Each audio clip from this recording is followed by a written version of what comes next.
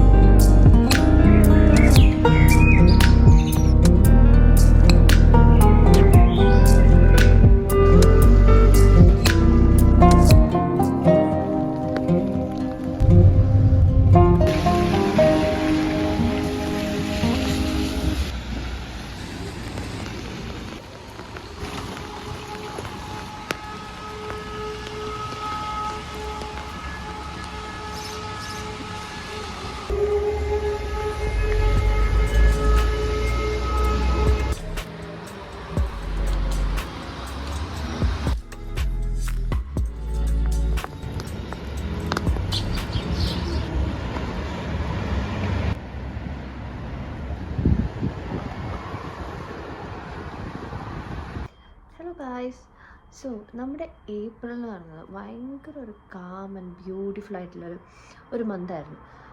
കാരണം നമുക്ക് ഈ സെമ്മർ സ്റ്റാർട്ടായപ്പോൾ തൊട്ട് ലൈക്ക് ഫെബ്രുവരി മാർച്ചൊക്കെ ഭയങ്കര റഷായിരുന്നു. റഷ് എന്ന് വെച്ചാൽ ഭയങ്കര ഓട്ടമായിരുന്നു. കാരണം പോളിക്ലിനിക് തെറപ്പി ആയിരുന്നുകൊണ്ട് തന്നെ നമുക്ക് ലീവോ കാര്യങ്ങളോ ലൈക്ക് 1 or 2 days ലീവ് ഇങ്ങനെ പബ്ലിക് ഹോളിഡേയ്സ് വരുമ്പോൾ കിട്ടുന്നല്ലാണ്ട് നമുക്കങ്ങനെ ഒരു റിലാക്സ് ചെയ്യാനുള്ളൊരു മൂഡില്ലായിരുന്നു. ഭയങ്കര തിരക്കായിരുന്നു. എല്ലാവരും ഓട്ടം, ക്ലാസ്, ലെക്ചർ അങ്ങനെയൊക്കെ.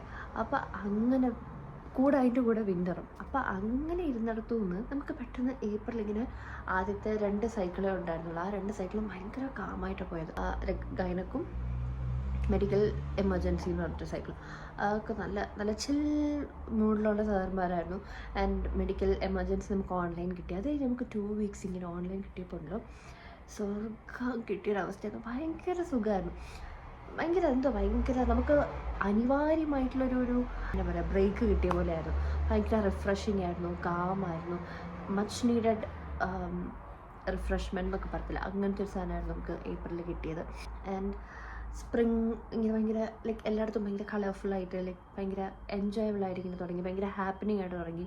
ആ വിൻ്ററിൻ്റെ ആ ഒരു ഭയങ്കര ഒരു മൂഡിലൊക്കെ മാറി ഭയങ്കര റിഫ്രഷിങ് ആയിരുന്നു നമുക്ക് ഏപ്രിൽ. ആൻഡ് എൻജോയ് ചെയ്ത ഒരു മന്തായിരുന്നു ഏപ്രിൽ. ആൻഡ് വേറൊരു കാര്യം എന്താണെന്ന് വെച്ചാൽ നമ്മൾ ട്രിപ്പും കൂടെ പോയിട്ടുണ്ടായിരുന്നു. അപ്പോൾ അതിൻ്റെയും കൂടെ വീഡിയോ നമ്മൾ പതുക്കെ എപ്പോഴേലും ഇടാം. ആൻഡ് ഇത് ഈ വീഡിയോയുടെ എൻഡ് വരെ കാണുന്നവർക്ക് മാത്രമുള്ളൊരു കാര്യമാണ്.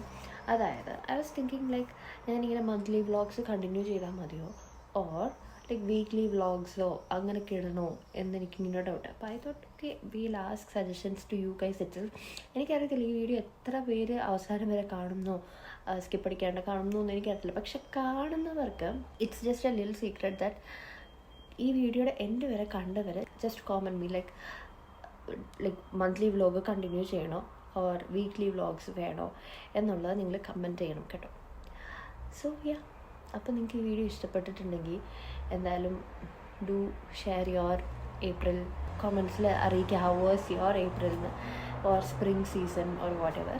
ആൻഡ് യാ, നിങ്ങൾക്ക് ഇഷ്ടപ്പെട്ടിട്ടുണ്ടെന്നുണ്ടെങ്കിൽ നിങ്ങളുടെ ഫ്രണ്ട്സിനും കൂടെ ഷെയർ ചെയ്യുക. And okay, bye guys.